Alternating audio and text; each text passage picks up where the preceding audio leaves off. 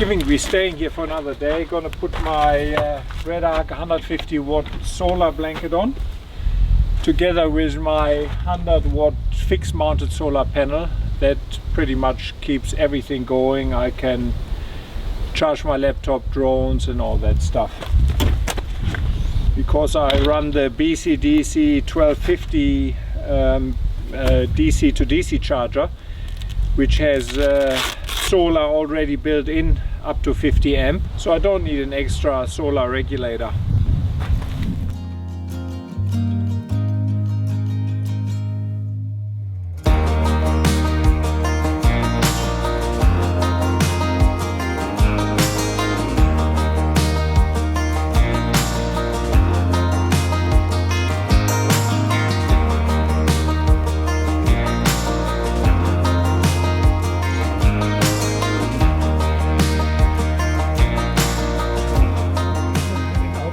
Bushwalk following this beautiful gorge and the watercourse.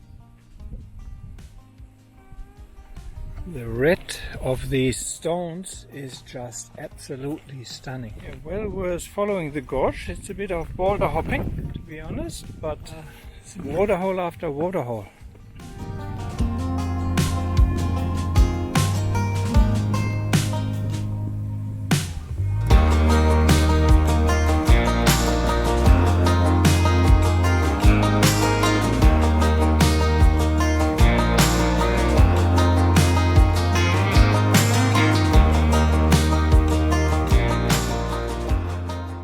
Time for a swim in the first hole. If it's already in, it's going to be cold.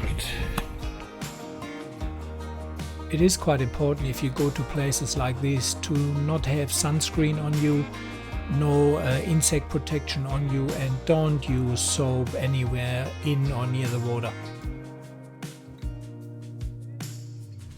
Dave spotted a trek up to a cave on the other side of the valley. Probably hard to see on the video, and yeah, we're making our way there now and have a look at the cave up there in the distance. There's no way to park up there. Dave drove up but reversed back down, so we're walking up now. Someone spray painted. That's certainly no old paintings. It's all these pebbles held together by some red rock. It's quite good to see how Queen Desert Bass gets its water. The plateau there on the end, pretty much from the right and left, the lowest point is where Queen Desert Bass gorge ends. So all that water up there flows in there when it rains, and that feeds the river, and then it goes at the bottom here in the Rudall. Collecting a bit of old firewood for tonight, away from the campsite.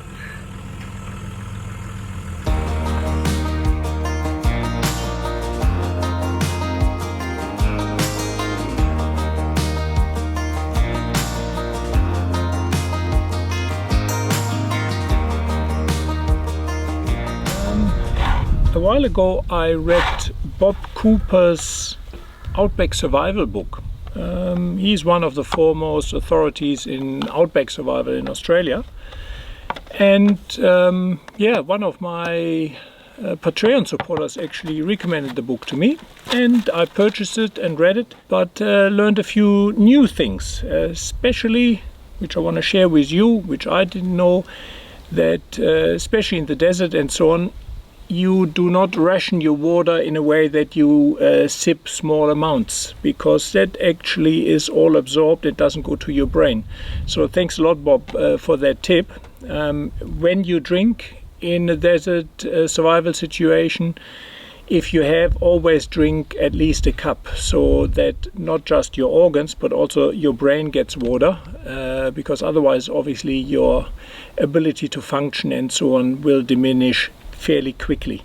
So yeah, that's probably most important thing I took out of it. But yeah, plenty of interesting things, so certainly something I can recommend. Dave in our living room.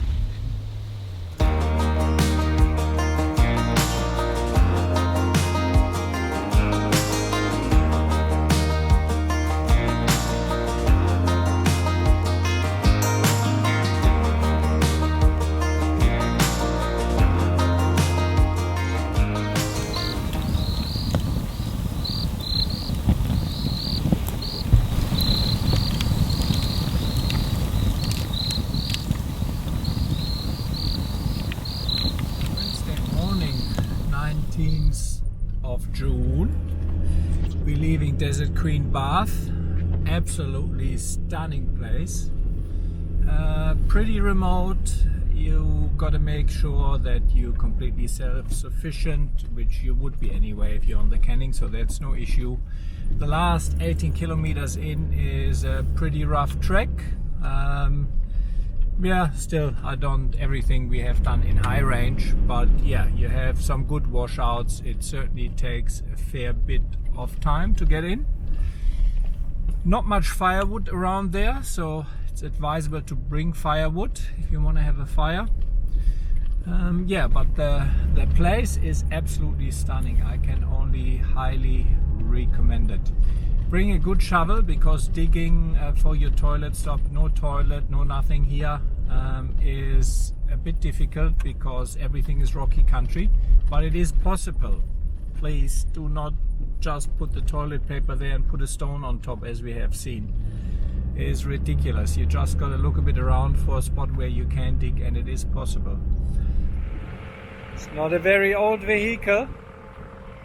Seems to have been towed somewhere and burned out.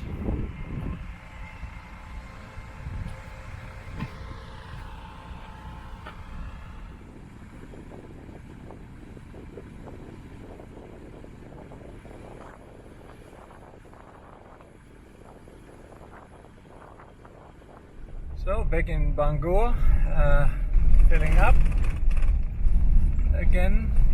Georgia Bohr was set up by a mineral exploration company in 1990. When they left the camp in 1991, they decided to put a hand pump on it and leave these beautiful fresh water available for travelers who come along the path. Ah, there it is. We just left Georgia Bohr and we now back on the Canning. We're taking the northern loop towards Camp 21, and yeah, some nice interdunal driving, a couple of crossings, clearly corrugated though, even though that is the path less traveled, and an interesting little stand of trees here. Oh, scratching galore. The northern loop here towards well 21, and there's all of a sudden a big mining road middle of the desert with street signs. Crazy.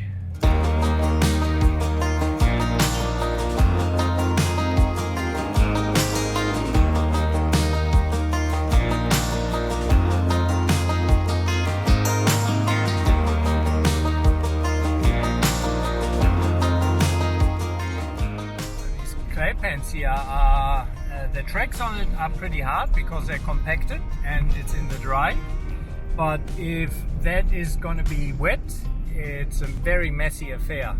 Even if you step off the track here, it feels like you're walking on foam mats, so it's very spongy and soft.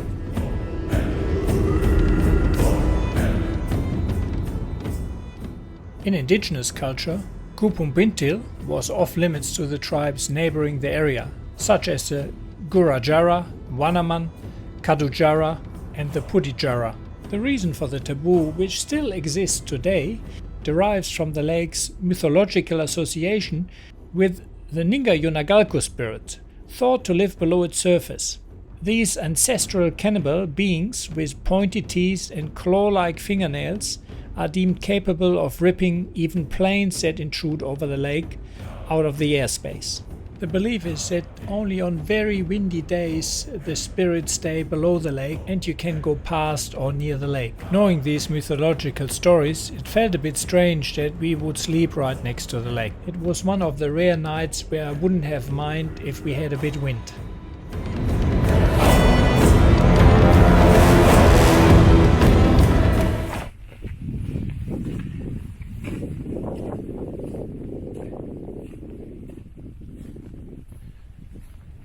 That was just one wrong step, and you see how much moist there still is in there. That's my footprint.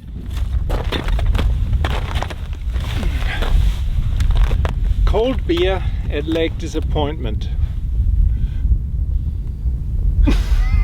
With all our friends. With all of our friends. We have a big party today. The biggest party today on that trip, I reckon. Oh? It was particularly bad when Dave was hiding in his little fly tent, because that meant all the flies were on me. Double. Now I managed to coax him back out of his little shelter, and I only have half my friends here. Half is with Dave.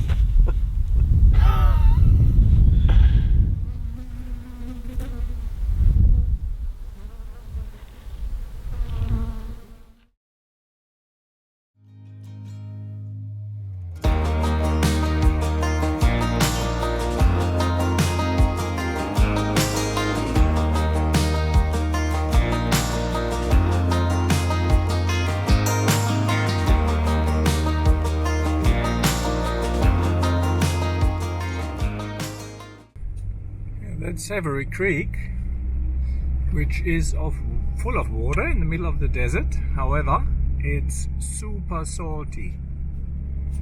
It rises in the southeast of Newman and runs through the little sandy desert before ending at Lake Disappointment. It also is one of the very few inland Australian creeks which flows inland and not towards the ocean. After the Savory Creek crossing, we encountered a few more dunes, but nothing which posed a challenge. Good example why camper trailers should stay at home.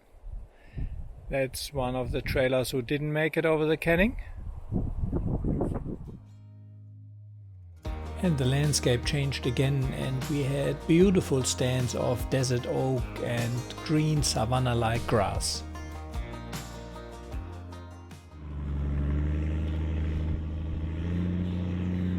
And a few more dunes where people seem to have problems with. If you see us bouncing around, that usually means that someone got stuck there, spun his wheels and dug some holes.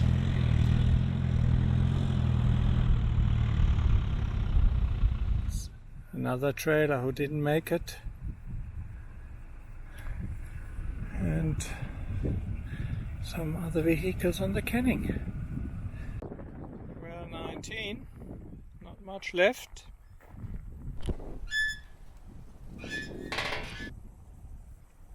Another vehicle which did not make it through the canning.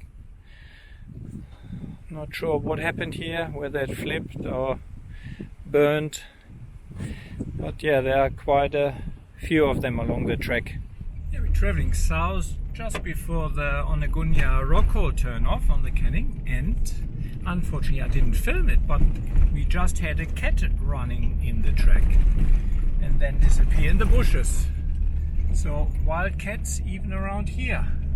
Yeah, as you're probably aware, wildcats are the biggest killer of native wildlife in Australia and responsible for the decimation of many species. See all the camel dung here, and that is actually one of the biggest damages the camels do, is destroying the water holes, the entrance. And any water, Dave?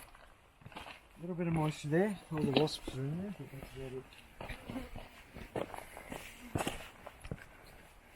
Onegunya Rockhole has some indigenous rock paintings, so it's worthwhile to explore a little bit.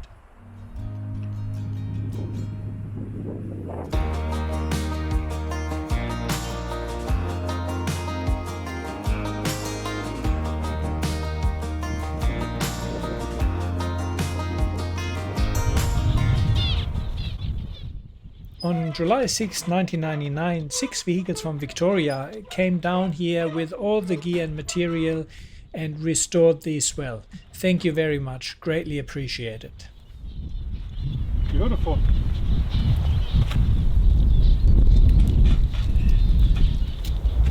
Well 18, fresh shower with a companion lithium shower. Absolute ripper, best purchase. Yeah. Fresh as a daisy again. The reason not to take trailers on the canning. That looks like has been a good trailer once in a while. Pretty strong drawbar, all provisions, jerry can, gas. So that's the end of it. In the next episode, we will be exploring the incredible Deeble Hills. We will be paying a visit to Durbar Spring and Pierre Spring. We see some incredible indigenous artwork and have the first rain in the desert. Thanks a lot for watching, guys. I hope you enjoyed it as much as we did. As always, I would greatly appreciate if you subscribe to my YouTube channel, like the video and leave me a comment in the comment section. My YouTube channel is completely self-funded and it takes considerable effort, time and money to create these videos.